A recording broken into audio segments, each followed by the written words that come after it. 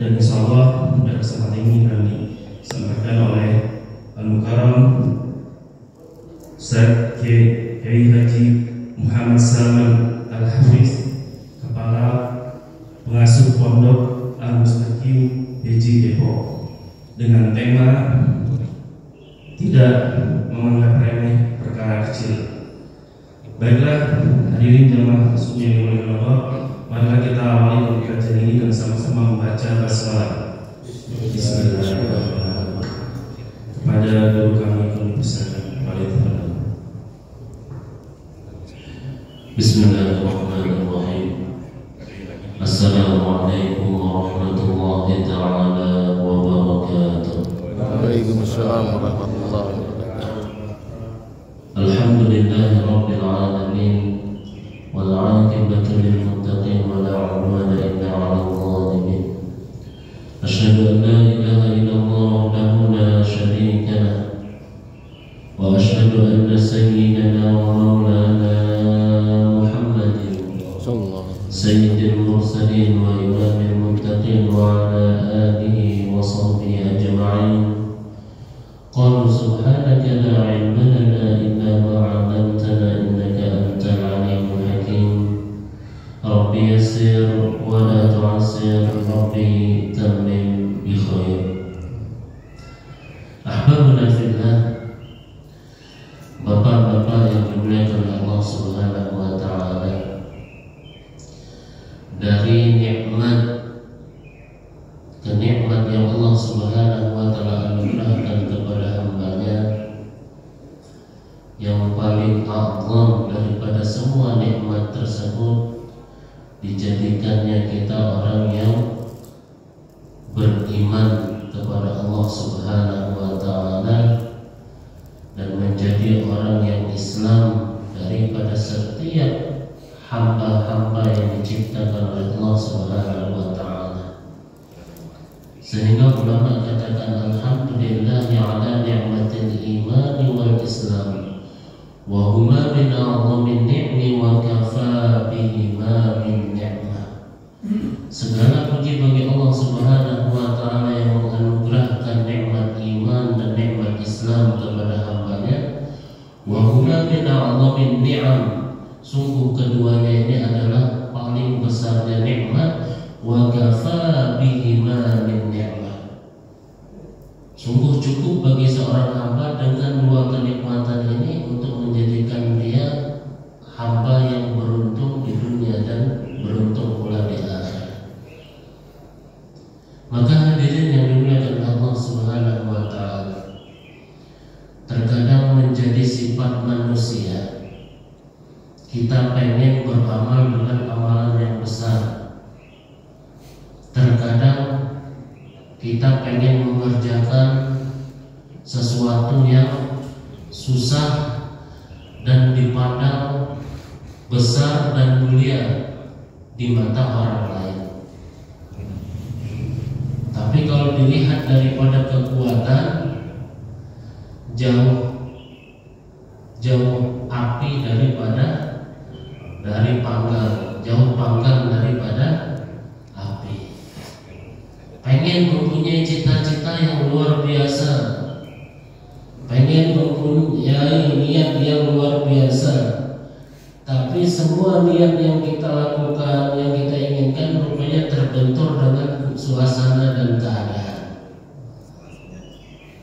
Sehingga di zaman Nabi SAW, zahaba ahlul dusur, diceritakan orang-orang dari kalangan yang lemah, dari kalangan sahabat,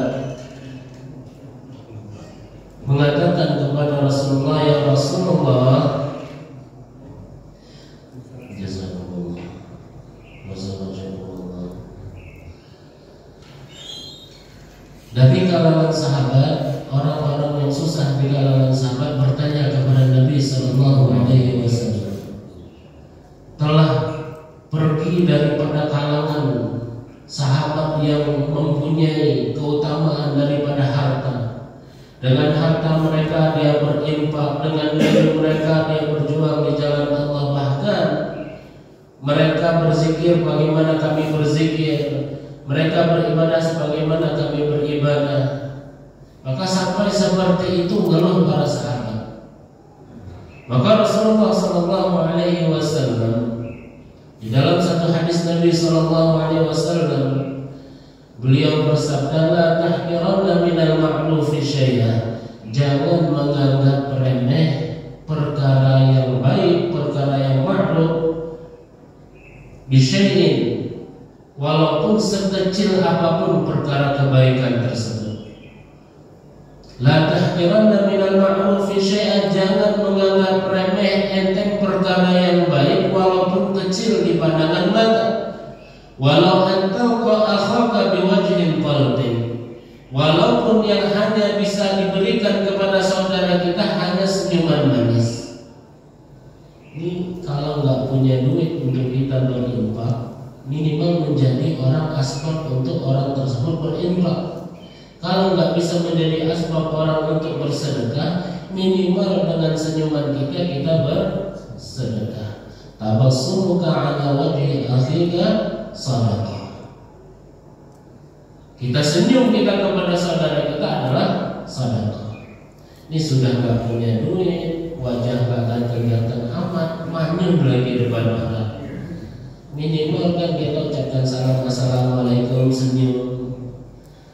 Biasanya kalau kebanyakan senyum antara dua, antara dia nggak punya duit atau dia lagi dapat duit.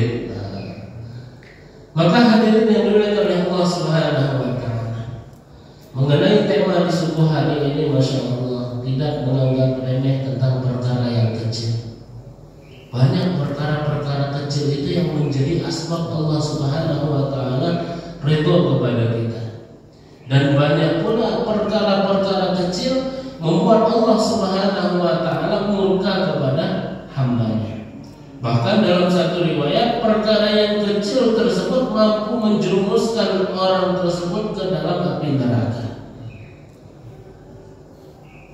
Perkara yang kecil membuat Allah Subhanahu wa Ta'ala ridha. Dengan tuntunan Rasulullah sallallahu alaihi wasallam di dalam hadis Al-Imam Bukhari meriwayatkan, man qala la ilaha illallah wahdahu la syarika lahu lahul mulku wa lahul hamdu yuhyi wa yumiitu wa huwa ala kulli syai'in qadir 10 marrat. Di dalam riwayat Imam Bukhari dan Muslim 10 kali kita mengucapkan la ilaha illallah wahdahu la syarika lahu 'inda shalah wa 'inda al-maghrib, waktu salat subuh dan waktu salat maghrib. Wa fi riwayat An-Nasa'i, di dalam riwayat Al-Imam Nasa'i, 'inda salatil 'asr, sewaktu salat asar kita membaca la ilaha illallah wahdahu la syarika lahu lahul mulku wa lahul hamdu yuhyi wa yumiitu wa huwa ala kulli syai'in qadir 10 kali di subuh, maghrib, asar. Atau riwayat Al-Imam An-Nasa'i di waktu asar. Atau di riwayat yang lain katakan salat marrat 3 kali inda kulli duburi salatin, setiap habis salat. Maka Rasulullah katakan kanu hirsan minasyayatin, sungguh orang tersebut akan terpelihara daripada tipu daya syaitan. Siapa yang selamat daripada tipu daya syaitan? Di pagi hari dia bangun, niat yang ikhlas untuk mencari rezeki. Seketika dia bangun, baru melantahkan rumahnya, sudah digelincirkan oleh syaitan daripada niatnya. Maka seorang hamba yang membaca la ilaha illallah wahdahu la syarikalah, maka Allah Subhanahu wa Ta'ala katakan dengan melalui lisan Nabi kita Muhammad sallallahu alaihi wasallam, kanu hirsan minasyayatin, sungguh pada hari tersebut dia terpelihara daripada tipu daya syaitan. Ini perkara yang kecil sering kita temui. Izin minum ya. Sudah.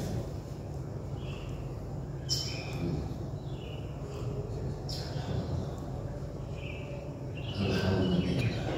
Ini baru kali ini pagi-pagi kena kopi ya. Kemudian di dalam riwayat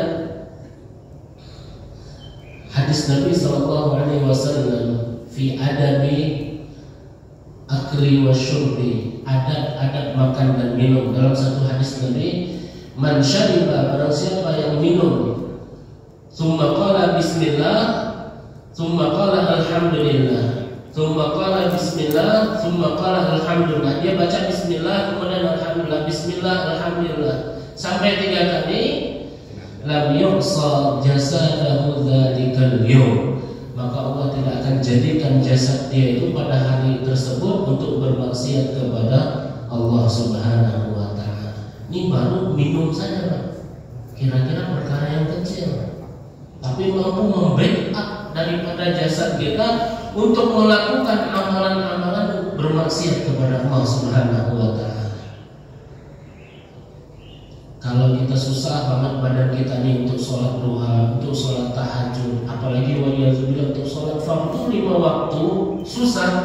Jangan-jangan makan minum kita nggak baca doa.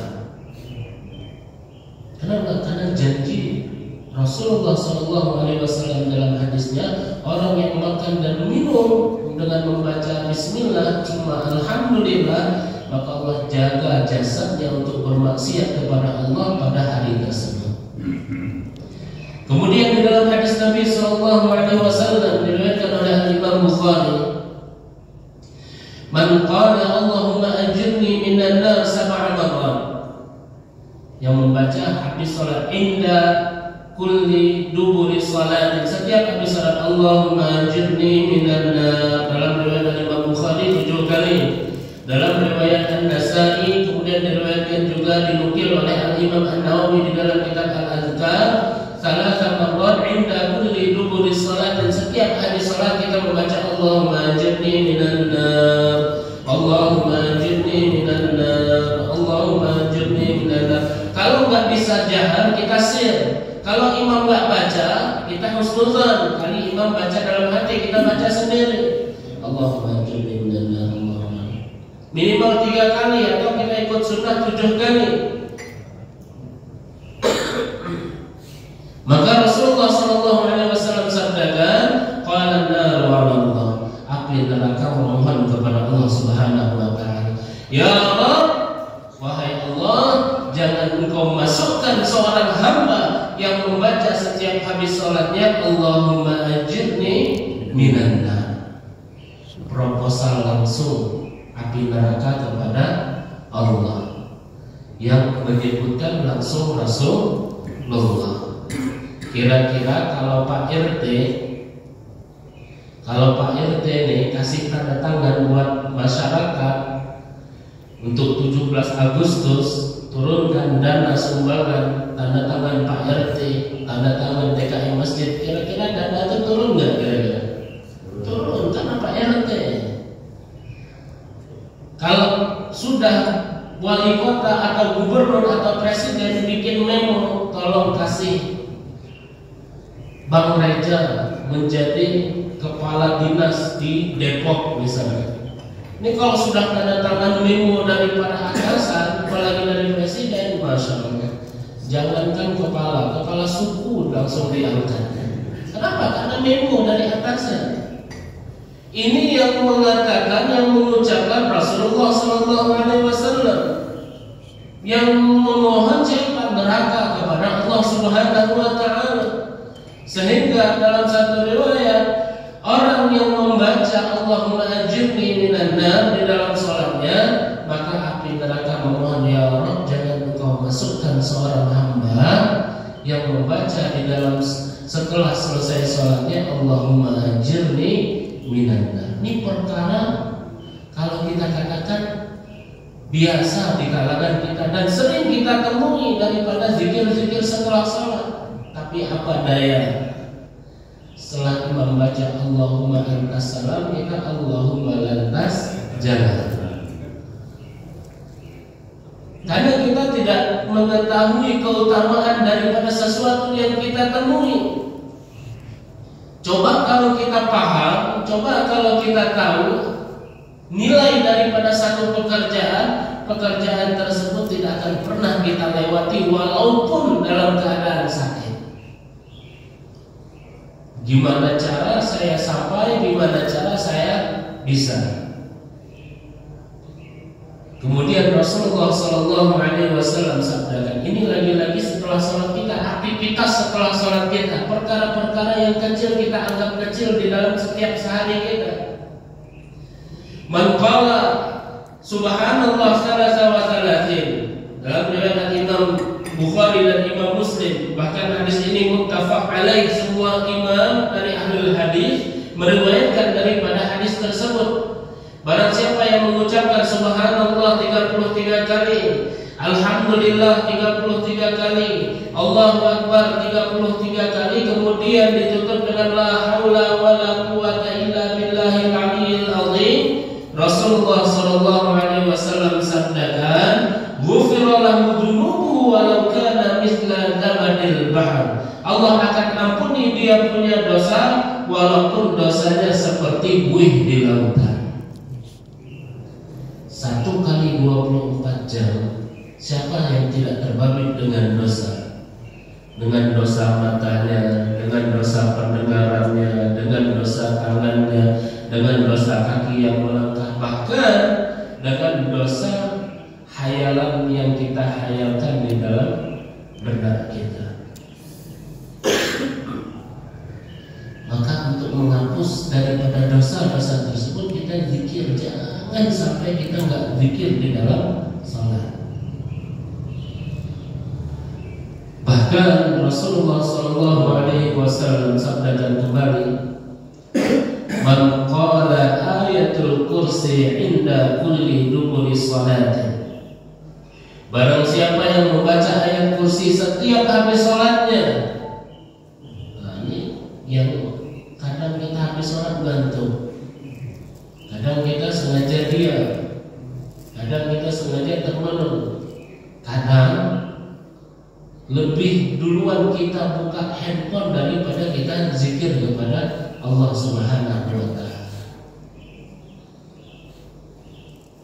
Maka Rasulullah memberikan daripada wejangan kepada sahabat dan umatnya, barang siapa yang membaca ayat kursi setiap habis salatnya, maka Rasulullah katakan, wa in asya kufiyah, kalau dia hidup aku akan cukupkan. Wa in mata, apabila dia ditakdirkan untuk mati, dakhalal jannah, aku akan jamin daripadanya masuk ke dalam surga. Bahkan dalam riwayat yang dikatakan, lam yamna'hu min dukhulil jannah, tidak ada penghalang bagi orang tersebut masuk ke dalam surga illal maut, kecuali kematiannya yang menyebabkan dia masuk ke dalam surga, kepada orang yang setiap harinya membaca ayat kursi setiap habis sholatnya. Ini perkara yang kecil dalam ibadah kita. Ada perkara yang kecil juga yang membuat Allah Subhanahu wa ta'ala murka kepada hambanya. Dalam satu riwayat hadis, tidaklah satu kalimat yulqi laha balan, satu kalimat yang membuat Allah Subhanahu wa ta'ala murka kepada orang tersebut sehingga kalimat tersebut dilemparkan ke khalayak ramai, dan kalimat tersebut menjadi amalan-amalan bagi seorang, bagi masyarakat ramai, sehingga dengan kalimat tersebut membuat dia yahwi ilal jahannam, membuat dia terlempar kepada api neraka. Ini baru satu kalimat, kalimat provokator misalnya, atau kalimat-kalimat yang membuat Allah Subhanahu wa ta'ala enggak redha dengan kalimat tersebut. Banyak kalimat-kalimat di masyarakat kita, apalagi anak-anak muda kita, banyak banget kalimat-kalimat yang membuat kita enggak paham dengan kalimat tersebut. Seperti dia mengucapkan anjing, tapi kadang kalimatnya anjing. Saya tinggal di belakang UI, Kukusan, dan di Kukusan saya nggak pernah ceramah, Pak. Panas, Kukusan. Saya tinggal di Kukusan, Beji, Depok. Saya kalau ceramah tuh di Bejinya, di Serengsengnya. Kalau di Kukusan saya nggak pernah mau, Pak. Panas Kukusan di Kukus. Jadi saya pernah ngopi di kafe. Itu anak-anak muda. Maka ketika Rasulullah jalan satu kuburan dan melihat kuburan tersebut, Rasulullah langsung mengambil satu batang pelepah kurma dan ditancapkan ke kuburan tersebut. La'ana sawab anna syajarah kita tidak mengetahui atas apa yang Allah Subhanahu wa Ta'ala karuniakan kepada ahli kubur, dan mana tahu dengan satu batang pohon ini memohon dan beristighfar kepada ahli kubur. Maka ditanyakan sampai kenapa ya Rasulullah, sesungguhnya ahli kubur telah diadab oleh Allah Subhanahu wa Ta'ala dikarenakan percikan air kencing yang tidak ihtimam, yang tidak ambil perhatian dalam istinja. Ini perkara yang kecil. Kita ke fikih sedikit. Membatalkan daripada wudu, min mubtilatil wudu, salah satunya kharaja ala au baina sabilaini, keluar sesuatu antara dua lubang. Lubang apa? Lubang kemaluan atau lubang ini. Waktu kita sholat, kadang perut kita bunyi-bunyi. Kalau kita ikhtiyar, kalau kita hati-hati, dan kita tahu asbab-musabab bunyi perut tersebut, dan kita nggak ada sakit atau nggak ada apa, maka kita merujuk daripada hadis Nabi. Wa idza kunta ila shalat, apabila kalian berdiri salat, summa raka'a aw sajada, kemudian kalian rukuk dan sujud, dan kemudian ada berbunyi atau bermain daripada perut kalian bunyi-bunyian yang tidak biasa, maka Rasulullah katakan zaka syaitan, sesungguhnya itu adalah syaitan, yuwaswisuka, memberikan kalian waswas di dalam salat, sehingga Rasulullah katakan fayutimmas salat, maka hendaklah kalian menyempurnakan salat kalian. Ini perkara yang sering terjadi. Tapi kalau kita sudah kena diare atau sakit perut, kemudian kita rukuk dan sujud, di rumah sudah tercepirit 2-3 kali misalnya, waktu rukuk sujud ada tercepirit, aman-aman, jangan spekulasi. Itu mah bukan cairan lagi yang keluar, ente asli tercepirit di dalam salat. Udah batalkan salat maksudnya. Wa kharajal qai' min famih, dan perkara yang membatalkan wudu dan membatalkan salat yang salah satunya keluar daripada cairan muntah daripada lambungnya. Kalau sudah keluar daripada batu-batu dan keluar daripada sesuatu daripada mulut dan lambung kita, maka jangan kita sempurnakan salat, keluar dari salat dan kita ambil wudu kembali. Kemudian perkara-perkara yang kecil tapi merusak semuanya. Dalam satu kaidah hadis Nabi Sallallahu Alaihi Wasallam dan menjadi kaidah fikih dan qawaid Imam Syafi'i, maka qawaid ini usulnya daripada hadis Nabi. Idza ijtama halal wal haram ghulibal haram. Apabila bertemu dengan yang halal dan yang haram, maka dihukumkan semua tersebut menjadi haram. Contoh, kita lagi masak gulai di rumah. Sebentar lagi di Lebaran masaknya gulai kambing, gulai sapi, kita masak. Lagi enak-enaknya masak, pluk, jatuh teh cecah ke gulai kita. Kita lihat tuh gulai, kalau gulainya kental dan teh cecahnya masih agak-agak kering, nemplok di gulai tersebut, kita lihat tercampur nggak. Kalau santannya kental, maka otomatis kadang dia jatuhnya hanya ke santan, itu masih bisa kita cedok. Kalau kita buat gulai Padang misalnya. Tapi kalau gulai Depok cair Pak, pas masuk langsung kecampur, kita masak sop. Atau lagi memotong hewan kurban, biasanya itu kambing dipotong duluan, dicacah, langsung kita masak buat panitia kurban. Yang masak ini gak ada hati-hati, rupanya masih ada kantong kencing yang terbawa daripada daging kambing tersebut. bumbu sudah masuk, semua udah masuk, tahu yang itu masuk juga. Udah sekalian aja masuk, yang makan orang ini, yang makan orang ini, diaduk deh itu. Maka yang halal tadinya halal tercampur dengan yang haram, gulibal haram, semuanya akan menjadi haram. Maka apabila berkumpul dengan yang halal, walaupun halal itu banyak dan yang haram itu hanya satu titik saja, maka akan menjadikan semuanya tersebut akan menjadi haram.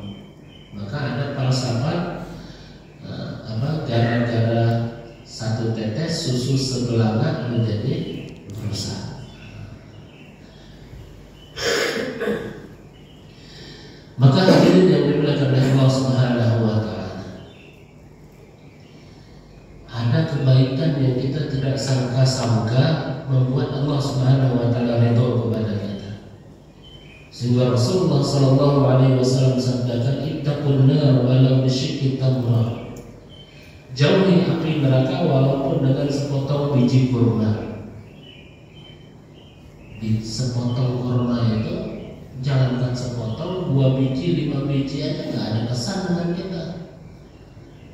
Nyangkut di gusi iya, kenyang kagak. Tapi Rasulullah memberikan motivasi kepada umatnya, ittaqun nar walau bisyikki tamrah. Jauhi api neraka walaupun dengan sepotong kurma. Dalam riwayat lain dikatakan, ittaqun nar walau qit'atan minal khubuz. Jauhi api neraka walaupun dengan sepotong roti. Dalam riwayat lain juga Rasulullah sallallahu alaihi wasallam sabdakan, ittaqun nar walau syurbatan minal ma. Jauhi api neraka walaupun dengan seteguk air yang kau berikan kepada orang lain. Ini Masya Allah, yang bawa air kasih kopi, bukan satu teguk, ini bercangkir-cangkir. Semoga menjadi asbab masuk dalam surga. Maka diceritakan di dalam hadis panjang, kana rajulun min ahli jannati yusrifu akhahu min ahli nar yaumal qiyamah. Ada seorang laki-laki yang berjalan-jalan ke neraka, ahli surga berjalan-jalan ke neraka pada hari kiamat. Maka orang tanya, wahai ulama, apakah orang tersebut sudah bosan apa hidup di dalam surga sampai-sampai dia pengen ke dalam jalan-jalan ke neraka? Hadisnya sahih. Rasulullah katakan, kana rajulun min ahli jannah, ada laki-laki daripada ahli surga, yusrifu, pengen jalan-jalan ke neraka. Maka ulama bilang, kali orang tersebut suka traveling, nggak boleh lihat HP, hari kejepit langsung buka traveloka, kita jalan-jalan ke mana. Pas masuk dalam surga pengen jalan-jalannya. Atau ulama bilang, kali waktu di dunia dia suka merokok, di dalam surga pengen ngerokok, ada rokok, apinya mana tuh ambil sendiri di neraka.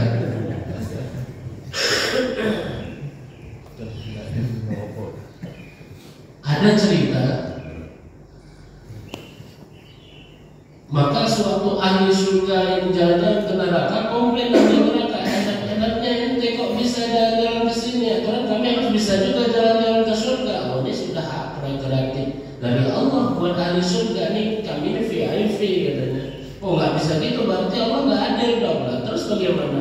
Udah kita musyawarah sekarang, kita bikin jembatan, ahli neraka separuh, kita separuh, sampai di tengah nyambung itu jembatan. Jadi ahli neraka bisa jalan-jalan ke surga, ahli surga bisa jalan-jalan ke neraka. Ya sudah, nanti kami musyawarahkan, kata ahli surga. Berapa lama? 1 bulan, oke. 1 bulan ahli neraka langsung bikin jembatan ke pertengahan daripada neraka dan surga. Pas selesai 1 bulan, datang lagi ahli surga jalan ke neraka. Ini gimana sih, gak komitmen? Kita sudah bangun, sudah selesai ini, dan kalian jalan kan selesai, mulai saja belum. Kata ahli surga, ya ahli neraka, bagaimana kami mau buat jembatan? Di dalam surga itu orang miskin-miskin semua, fuqara, masakin, belangsak, dan ditakdirkan masuk ke dalam surga. Sedangkan di neraka masalah kontraktor dan di situ. Yang punya duit di situ, yang punya anggaran di situ semua. Makanya kalian cepat selesai. Ini cerita saja Pak, jangan baperan. Fayunadil munadi min tahtil jahannam, memanggil orang daripada lembah jahannam yang tadi ceritanya dhaif Pak, ini yang sahih yang ada. Fayunadil munadi min tahtil jahannam, memanggil orang daripada lembah jahannam, ya fulan bin fulan ata'rifuni, wahai fulan bin fulan, apakah engkau kenal aku? Ahli surga ini Masya Allah, sewaktu dipanggil itu dia melihat ke bawah. Dalam satu riwayat ahli neraka ini sangkil kucel kusam dekilnya itu, dalam satu riwayat dia mempunyai kulit saja, punya kulit saja seperti kapalannya, kukunya kuda. Maka ahli surga melihat, wallahi inni ma'rifuka, demi Allah aku tidak mengenal engkau. Wadakar, kemudian diingatkan daripada ahli neraka, kuntu musafiratan tawilan fid dunya, kita dulu pernah sama-sama jalan satu masa di dunia, dan perjalanan kita tersebut menyebabkan kehabisan bekal yang engkau miliki, dan aku masih mempunyai satu bekal karena saking haus dan panasnya hampir-hampir engkau mati dalam kehausan. Kemudian fa'atani syurbatan minal ma, dan engkau meminta air yang aku miliki. Yang aku miliki itu hanya satu teguk air yang aku miliki, dan air tersebut engkau minta daripadaku. Fa'ataituka syurbatan minal ma, karena iba dan kasihan kepada engkau, aku berikanlah air tersebut kepada engkau, dan engkau meminumnya, dan engkau dengan air tersebut sampai ke tempat tujuanmu.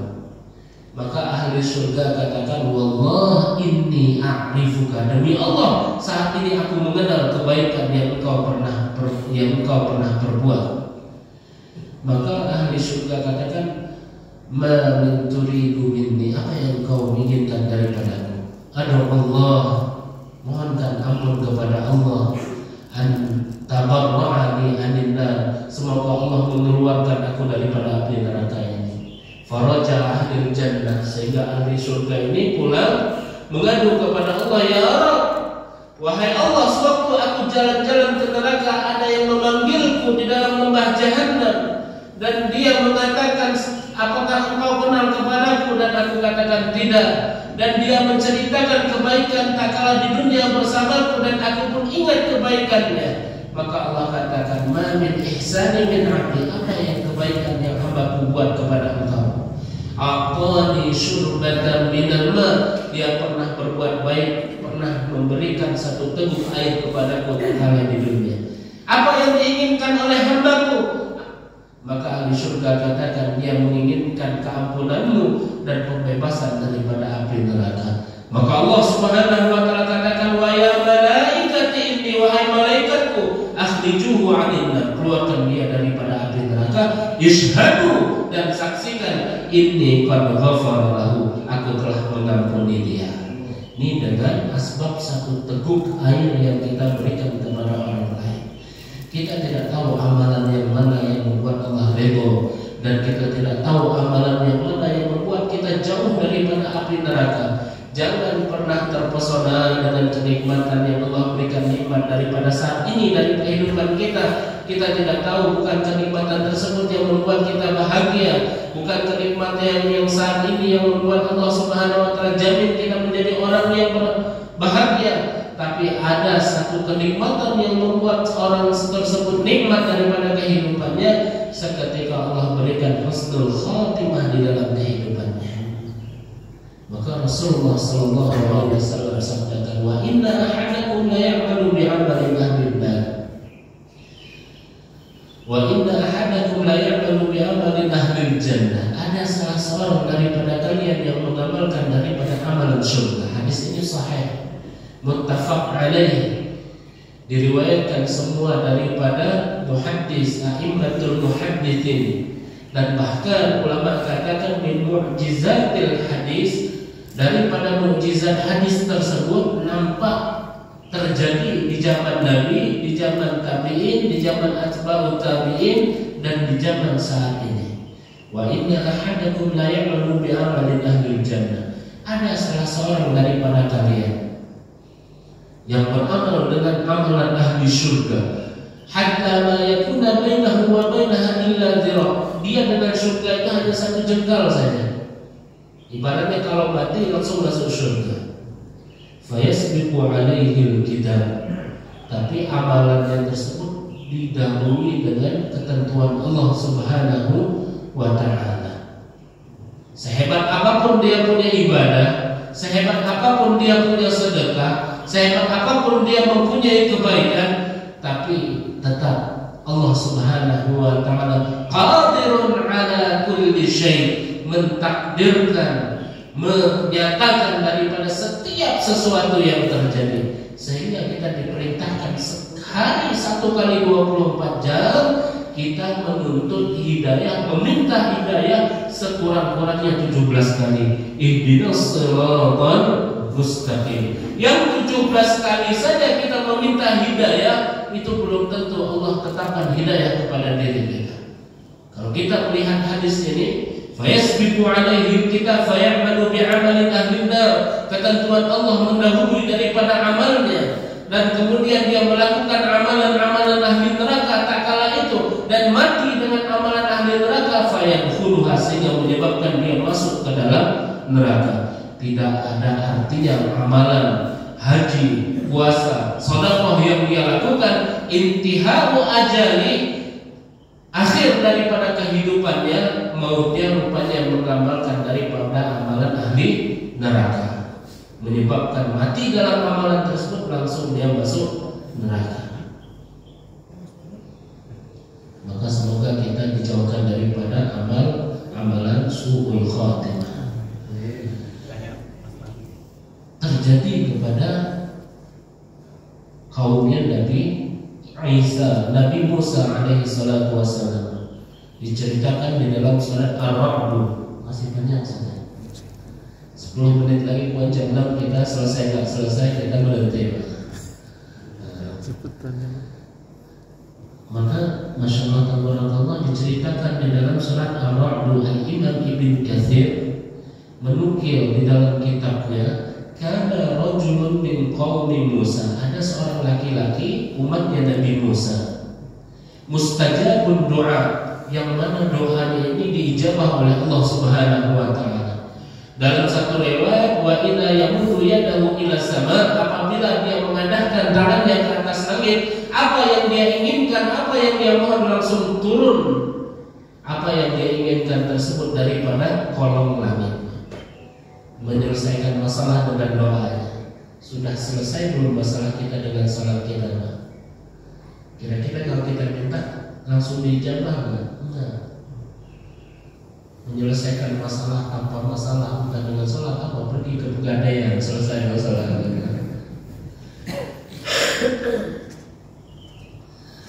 Maka ini umatnya Nabi Musa yang punya doanya dijabah oleh Allah. Heran Nabi Musa. Tapi diberitakan dia mati dalam keadaan musyrik, kufur kepada Allah. Cek punya cek, rupanya sewaktu Bani Israil tahu Nabi Musa mau datang kepada kaumnya, maka kaumnya ini datang kepada laki-laki soleh tersebut. Wahai orang soleh, tolong doakan supaya kampung kita ini tidak dikedatangan oleh Nabi Musa. Didoakanlah supaya Nabi Musa nggak datang. Sesat Nabi Musa sampai 40 hari 40 malam nggak sampai di kampung tersebut. Tapi dengan sekutunya dia kepada musuh Allah, membuat orang yang soleh ini mati dalam keadaan musyrik. Jadi jangan ikut-ikutan, Pak. Wala tattabi'u khutuwatis syaitan. Jangan kalian ikut-ikuti daripada langkah-langkahnya syaitan. Kalau bahasa Arab syaitan, kalau bahasa Depoknya setan. Apalagi sebentar lagi mau musim-musim pemilu, itu banyak manusia syaitanul akhras, manusia tapi wujudnya manusia tapi setan gitu. Dan terjadi kepada umatnya Nabi Muhammad, pengikutnya, salah satu waktu itu Rasulullah sudah meninggal tapi sempat berhijrah bersama Nabi, Ubaidillah bin Jahsy. Ubaidillah bin Jahsy ini beriman di hadapan Nabi. Kemudian dia ikut hijrah bersama Nabi. Sewaktu Khalifah Abu Bakar As-Siddiq yang memimpin daripada kaum muslimin tatkala itu khalifah pertama, Ubaidillah bin Jahsy ini diutus ke Baghdad untuk menjadi delegasi sunnah. Ubaidillah bin Jahsy melihat Baghdad itu Masya Allah luar biasa, terkesan dengan suasana dan keadaan, terkesan dengan kecantikan perempuan-perempuan sana, kemudian terkesan dengan harta benda yang diberikan kepada sahabat Nabi tersebut. Lupa dengan misinya menjadi delegasi sunnah, sehingga mati dalam keadaan murtad, keluar daripada agama Islam. Terjadi kepada sahabat. Kita bukan sahabat, bukan tabi'in, mau mengaku-ngaku kita aman daripada tipu daya, daripada tipu daya syaitan. Jangan tunggu dulu. Dan pernah diceritakan Al-Imam Qurtubi di dalam kitabnya, kana mu'adzinan yu'adzinu kullal waqt. Ada muazzin di zaman Imam Qurtubi yang dia mengumandangkan azan 5 kali setiap waktunya. Tidak masuk waktu azan melainkan dia yang mengumandangkan azan. Satu ketika dia naik ke atas menara, dia lihat ke bawah. Rupanya Masya Allah di bawah itu ada satu perempuan yang cantik di rumahnya, membuat dia terpesona. Jantannya dia turun, Masya Allah. Dia ketuk, rupanya itu rumah orang Nasrani, rumah pendeta lagi. Maka yang keluar daripada rumah itu tersebut pendeta. Siapa? Cari siapa? Saya cari perempuan yang saya lihat dari atas dan saya menyukainya. Gimana saya bisa untuk mendapatkannya? Oh gampang saja. Kamu keluar daripada agamamu dan masuk kepada agama kami. Langsung dia keluar daripada agama Islam, masuk ke dalam agama Nasrani. Padahal jadi muazzin lama. Maka Masya Allah tabarakallah, malam pertama lampu kamar mati. Dia perbaikilah, naik ke atas pelapon. Tahu-tahu qadarullah jatuh dia dari pelapon ke bawah. Belah durian belum tentu nikmatnya, rupanya sengsara sudah pasti.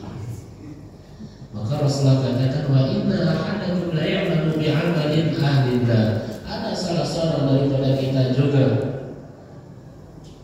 yang beramal dengan amalan ahli neraka, pemabuk, ia penjudi, ia penzina. Ini di sini kita disuruh untuk husnuzan kepada orang. Jangan melihat daripada ahwal keadaan daripada orang. Kita nggak tahu siapa yang selamat nanti di kehidupan kita. Hatta yakuna bainahu wa bainaha illa dhira'. Dia dengan neraka itu satu jengkal. Sampai malaikat ini udah gemes banget ini. Dulu kalau mati gua betul langsung gua lempar. Makin kesel ya. Kita kan kalau kesel dengan orang tuh begitu. Gua ini gua. Maka Masya Allah, tahu-tahu dia masuk ke sini, ke masjid, sampai amalan-amalan ruh agama itu masuk di dalam kehidupannya. Tahu-tahu dia bertaubat. Hatta yakuna bainahu wa bainaha illa dhira'. Dia dengan neraka cuma satu jengkal. Fayasbiqu alaihi al-kitab fayamalu bi'amalin ahli jannah. Dan dia melakukan amalan-amalan ahli surga. Misal dia ketemu preman, atau ketemu dengan jamaah tabligh, diajak dengan jamaah tabligh ke masjid. Sampai di masjid langsung bertaubat. Orang-orang bilang dulu dia preman, dulu dia penjahat, dia bisa jadi jamaah tabligh. Akhirnya orang menganggapan jamaah tabligh itu preman-preman gitu. Padahal asbab jamaah tabligh dia bisa bertobat kepada Allah. Bisa. Banyak juga orang datang atau ikut pengajian kemudian dapat hidayah bertobat dia kepada Allah. Itu terjadi kepada pengarang kitab Asy-Syifa. Kitab Asy-Syifa ini adalah pengarangnya Imam Fudail Ibn Iyad. Imam Fudail Ibn Iyad ini diceritakan kana rajulun qutta'ut thariq. Beliau ini adalah tukang begal. Maka dalam satu masa semua pedagang semua yang lewat di jalan itu semua dirampok. Satu malam dia mau merampok, dia lihat rupanya ada pedagang katakan jangan kau lewat di jalan ini di waktu malam, sesungguhnya di hadapan kalian sana di ujung jalan ada Fudail bin Iyad yang akan merampok harta kalian dan membunuh kalian. Maka Fudail bin Iyad katakan, oh begitu takutnya orang kepada saya. Kalau gitu saya malam ini cuti dulu lah. Dia langsung jalan-jalan ke pasar Fudail. Tentu ada dengar seorang hamba Allah yang lagi tahajud membaca ayat alam ya'nil ladzina amanu an takhsha qulubuhum li dzikrillah. Apakah belum saatnya bagi orang yang beriman hatinya tunduk dan takut kepada Allah Subhanahu wa taala? Diulang lagi dengan orang yang tahajud dan Fudail bin Iyad langsung gemetar dia punya badan. Maka Fudail bin Iyad katakan, ini sudah saatnya saya bertobat kepada Allah. Maka seketika itu Fudail bin Iyad langsung bertobat.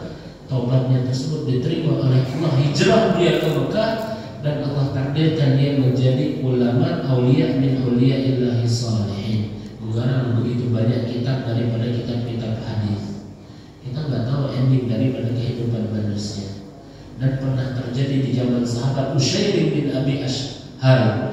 Ushayr bin Abi Ashhal ini jaa ila Nabi sallallahu alaihi wasallam fa aslama. Dia datang ke hadapan Nabi kemudian dia masuk Islam. Dia ucapkan asyhadu an la ilaha illallah wa annaka rasulullah. Tiada ilah selain Allah dan engkau adalah utusan Allah. Maka Ushayr bin Abi Ashhal katakan, ya Rasulullah, apa yang perlu saya lakukan? Maka Rasulullah katakan, enggak ada.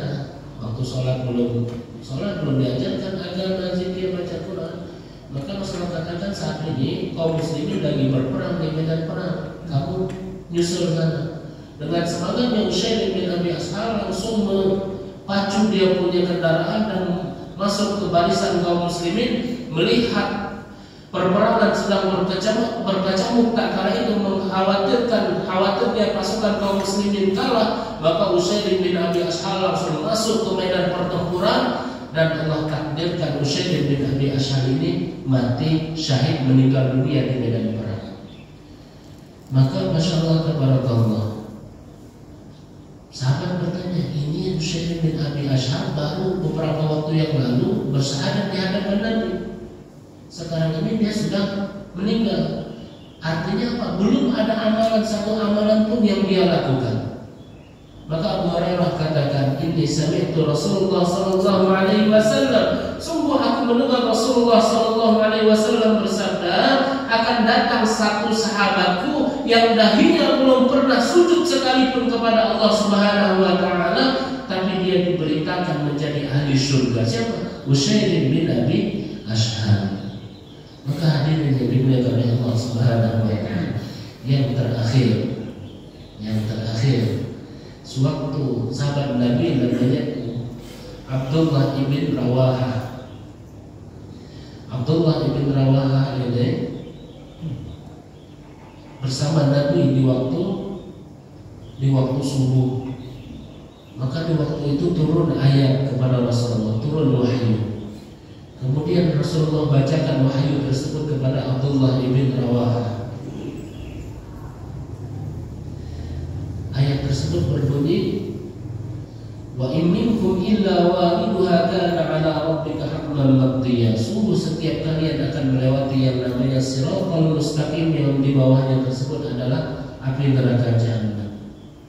Dan perkara tersebut telah ditetapkan oleh Allah Subhanahu wa taala kepada hamba-Nya. Maka Abdullah bin Rawaha ini langsung menangis dia, dan pulang ke rumahnya langsung menangis sejadi-jadinya di dalam rumah. Istrinya Abdullah bin Rawaha melihat suaminya menangis langsung menangis juga. Anaknya Abdullah bin Rawaha masuk rumah lihat orang tuanya menangis, langsung anaknya ikut menangis. Pembantunya Abdullah bin Rawaha datang melihat majikan yang menangis, langsung pembantunya ikut menangis. Maka Abdullah bin Rawaha melihat ke belakang mengatakan, walima tabki, kenapa kalian walima tabkun, kenapa kalian menangis? Maka semuanya menjawab, kami menangis karena melihat engkau menangis. Maka Abdullah bin Rawaha katakan, saya menangis sewaktu saya bersama Nabi Rasulullah mendapatkan wahyu yang berbunyi, wa in minkum illa wariduha kana 'ala rabbika hatman maqdiya. Sungguh setiap kalian nanti akan berjalan yang dinamai di atas siratal mustaqim, di bawahnya neraka. Dan perkara tersebut telah ditetapkan oleh Allah Subhanahu wa taala kepada hamba. Karena inilah saya menangis. Saya khawatir keimanan, ubudiyah, puasa yang saya lakukan, tahajud yang saya laksanakan belum mampu menyelamatkan diriku ini, tak kala aku berjalan di depan siratal mustaqim. Dalam satu riwayat, kana fil laili qa'iman wa fil nahari sha'iman. Di siang hari dia berpuasa, di malam hari dia tahajud. Abdullah bin Rawaha.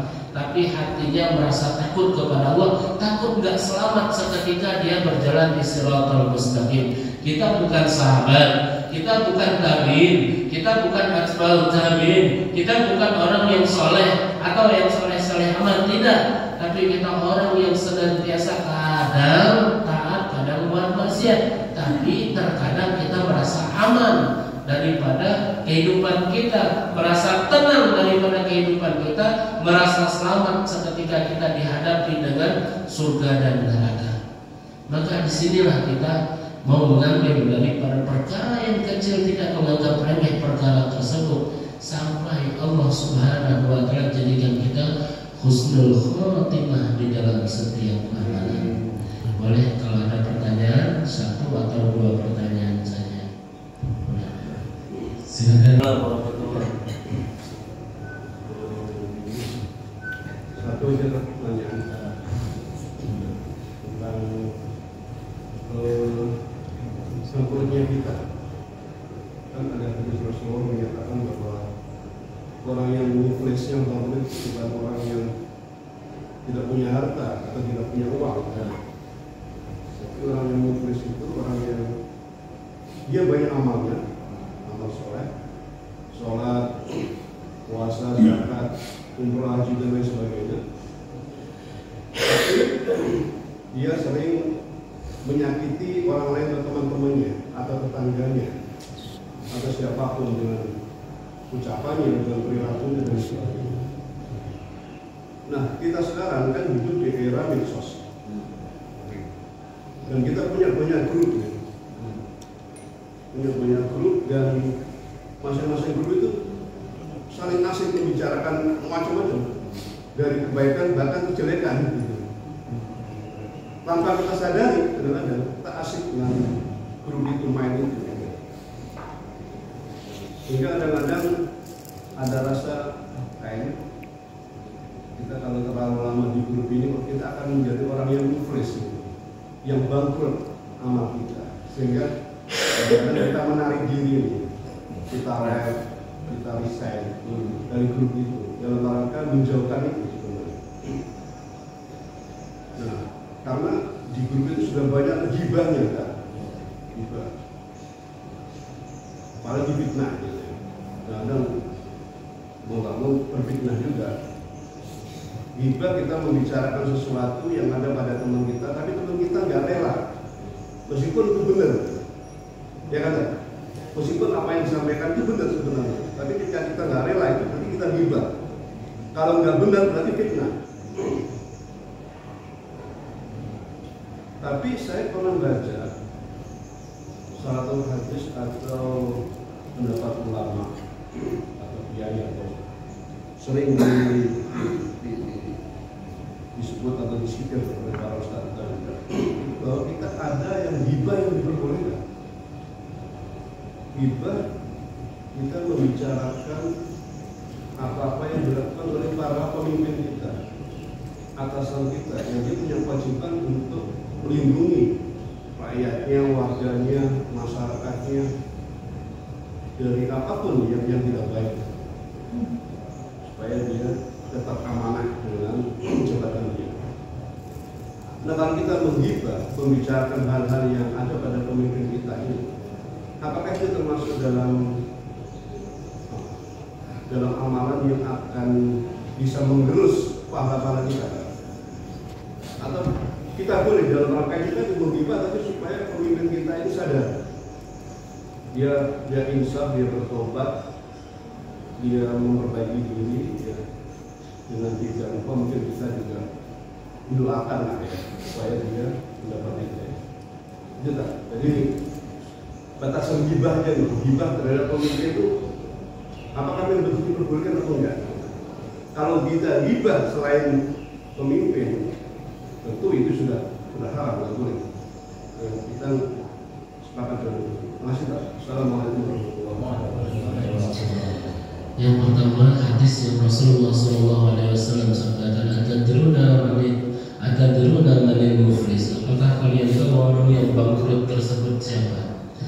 Al-muflis bina wala dina wala dirham laha. Orang yang muflis, orang yang bangkrut di kalangan kami, orang yang tidak mempunyai harta dan tidak mempunyai dinar dan dirham.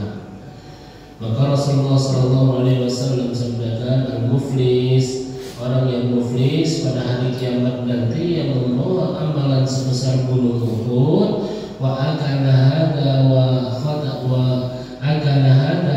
khatama damahada, dan dia makan ini, kemudian dia mencaci ini, dan dia itu dan ini, dia menggibah ini, sehingga dia diambil daripada hasanat kebaikannya ditimpakan kepada orang yang digibahkannya, hatta funiyat min hasanati, sampai kebaikannya tersebut habis.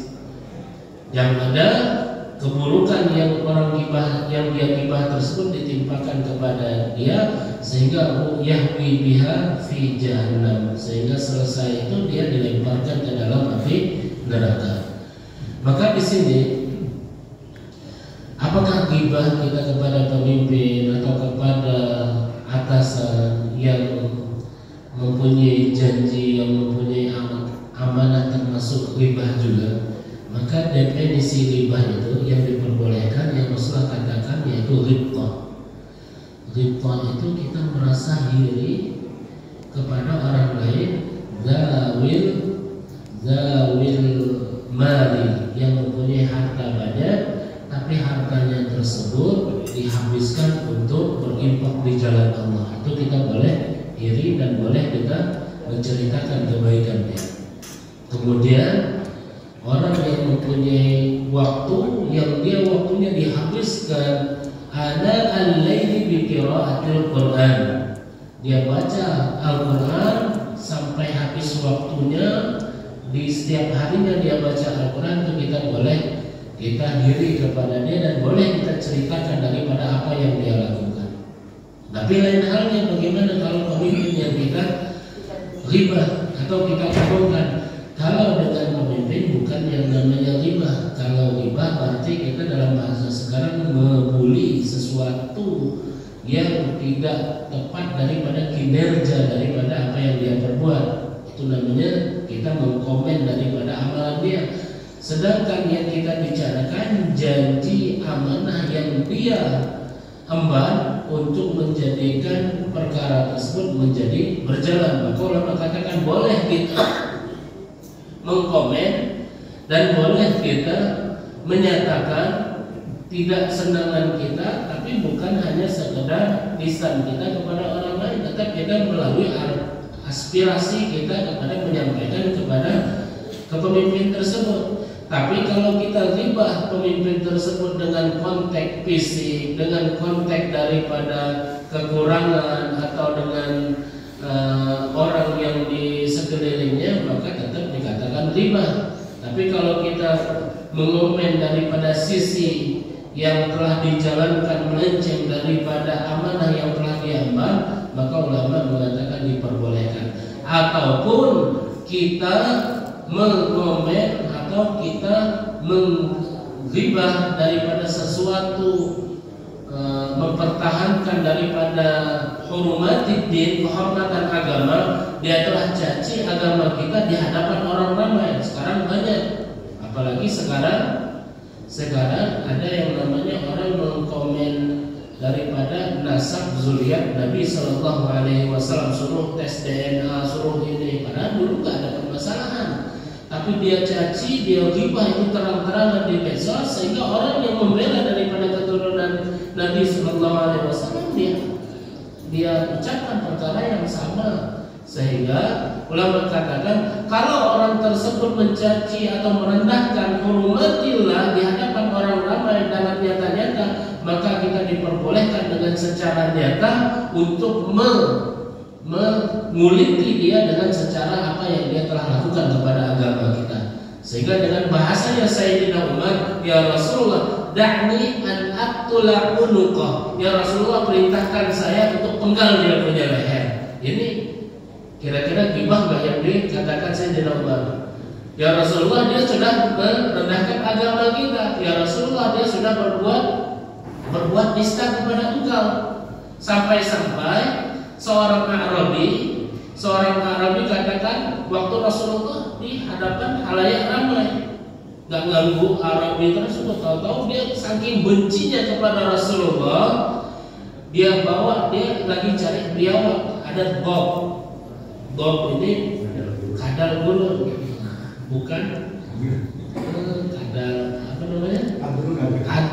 Kadal gulung.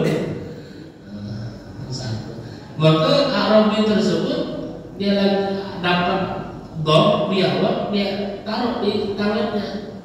Dilihat di rame-rame itu siapa itu? Oh itu yang ngaku-ngaku sebagai Nabi, yaitu Muhammad. Oh itu yang sebagai Nabi. Langsung Arabi ini langsung saking bencinya dia kepada Nabi, langsung dia masuk kelompoknya Nabi dan dia lemparkan kepada Rasulullah, ya Muhammad, wahai Muhammad, saya tidak akan pernah beriman kepada ente sampai biawak ini bisa beriman juga kepada ente. Saking dia nggak sukanya kepada Muhammad. Oh Sayyidina Umar melihat itu langsung, ya Rasulullah, dah nih perintahkan aku an-aqtulha uluqa, untuk acung dia punya leher. Ini bukannya ghibah, ini satu keputusan yang ini. Dan berapa kali Sayyidina Umar yang melakukan seperti itu untuk, ya Rasulullah, perintahkan saya untuk penggal dia punya leher. Maka Rasulullah katakan, mahlan ya Umar, tenang dulu wahai Umar. Maka suatu Arabi katakan, ya Rasulullah, la amanaka hatta amana hadzal dhab. Aku tidak akan beriman kepada engkau sebagaimana kecuali biawak ini beriman kepada engkau. Maka Rasulullah ambil itu biawak. Kalau kita dia lempar itu biawak, kita lempar balik, kalau belum kita tonjok, ini apa-apaan. Tapi Rasulullah ambil itu biawak. Rasulullah ustaz itu biawak, ya Allah, man ana, wahai biawak, siapa aku? Maka dengan bilisanil fasih, dengan lisan bahasa yang fasih, biawak itu langsung berbicara, engkau adalah Rasulullah, utusan Allah yang memberikan basyirah wa nadhira, yang membawa kabar gembira dan kabar ancaman. Man ya'budu hadha, wahai Tuhan, siapa yang engkau sembah? Allahu fis sama, dialah Allah Subhanahu wa taala di langit. Maka Arabi tersebut kagetnya melihat kondisi seperti itu, sehingga Arabi tersebut katakan, ya Muhammad, kadzaba lisani wa sadaqa aini. Wahai Muhammad, saya mendustakan lisanku dan saya mempercayai apa yang saya lihat tadi. Amanaka wa amanaka Rabb, dan aku beriman kepadamu dan aku beriman kepada Tuhan yang engkau imani ya Muhammad. Langsung seketika itu masuk ke dalam Islam. Ini daripada sopan santun Nabi SAW. Maka kembali kepada ghibah tadi, maka ulama memperbolehkan kita membicarakan konteks daripada amanah kepada orang tersebut. Dan yang kedua, kita boleh membela agama, suatu agama kita dikerdilkan atau dihinakan dan kita balas bukan balas dengan penghinaan agama dia, tidak. Sebagaimana Sayyidina Aisyah radhiyallahu taala anha sewaktu diberikan sajian kepada Sayyidina Safiyah bintu Huyai. Sayyidina Safiyah ini istri Nabi juga, tapi Sayyidina Safiyah ini memerintahkan kepada jawarinya, kepada pembantunya untuk mengirim daripada makanan kepada Rasulullah. Rupanya yang menerima Sayyidah Aisyah, rupanya ada cemburu di situ. Oh, ini makanan daripada anaknya Yahudi tersebut ya. Maka Rasulullah, ya Aisyah, dak lisan, coba tahan lisanmu itu. Cukup dengan nama Sofiyah saja. Benci boleh tapi jangan mencaci. Wa idza kusila, apabila dicuci kalimatmu itu dengan 7 lautan tidak akan pernah membersihkan daripada kalimat tersebut. Banyak cerita-cerita yang ghibah yang dilarang oleh Nabi SAW. Bahkan mau menghibahnya pun juga cukup dengan kalimat yang serupa dengan apa yang dia ucapkan. Pernah satu ketika Rasulullah dilewati oleh orang-orang musyrik. Katakan, "Sab ya Muhammad, celaka engkau wahai Muhammad." Jadi bahasa kita assalamualaikum, keselamatan bagi engkau. Tapi orang musuhnya Rasulullah tak lagi mengucapkan "Assalamualaikum ya Muhammad", celaka bagi engkau. Itu beda tasydid saja, maka perlu diperhatikan. Assalamualaikum warahmatullahi, keselamatan bagi kalian semua. Bukan assalamualaikum warahmatullahi, assalamualaikum warahmatullahi. Di sholat kita tetap sholat, kok belangsak nggak kelar-kelar ya? Gimana kagak belangsak kita ucapkan assalamualaikum warahmatullahi, assalamualaikum warahmatullahi, assalamualaikum warahmatullahi, pakai tasydid. Maka sewaktu itu Rasulullah mendengar, Rasulullah diam saja, tapi Aisyah wah ngengkel, waalaikum warahmatullah, langsung namanya perempuan kalau kita bicara sejengkal itu udah ngomelannya semeter, sekilo gak kelar-kelar. Maka Rasulullah katakan, wahai Aisyah, cukup engkau mengatakan waalaikum, begitu juga engkau. Kalau kita dikatakan celaka, begitu juga engkau celaka, jangan tambah-tambah lagi Aisyah. Jadi seperti itu. Insyaallah ya, cukup ya. Ada satu lagi kalau tidak ada, Insyaallah cukup. Ini kayaknya udah lapar semuanya. ya salah kita ditutup dengan doa. Bismillahirrahmanirrahim. Alhamdulillahirabbil alamin. Allahumma shalli ala sayyidina Muhammad wa ala ali sayyidina Muhammad. Allahumma inna nas'aluka ridhaka wal jannah wa na'udzu bika min sakhatika wan nar. Allahumma taqabbal minna salatana tamma waghfir lana dhunubana 'amma wa la tu'adhibna yawmal qiyamah innaka 'ala kulli shay'in qadir. Rabbana atina fid dunya hasanah wa fil akhirati hasanah wa qina 'adzaban nar wa adkhilna al-jannata ma'al abrar ya aziz ya ghafar ya 'alim ya sattar ya Allah ya nafi' ya rahman ya rahim. Nas'aluka bi hurmati hadhihi al-asma'i wal ayati wal kalimati sultanan nasira wa rizqan katsiran halalan tayyiban mubarakan fihi 'ala kulli hal wa qalban qarira wa 'ilman wazira wa 'amalan barira wa qabran munira wa hisaban yasira wa mulkan fil firdausi kabira. Sallallahu ala sayyidina Muhammad nabiyil ummi wa ala alihi wa sahbihi wa baraka wa sallam. Subhana rabbika rabbil izzati amma yasifun wa salamun ala al-mursalin. Amin amin walhamdulillahi rabbil alamin. Subhanallah wa bihamdihi, subhanallah wa bihamdika, asyhadu an la ilaha illa anta, astaghfiruka wa atubu ilaik. Assalamualaikum warahmatullahi taala wabarakatuh. Terima kasih Ustaz, mudah-mudahan kita dapat mengamalkan dan menyampaikannya. Alhamdulillah di selainnya di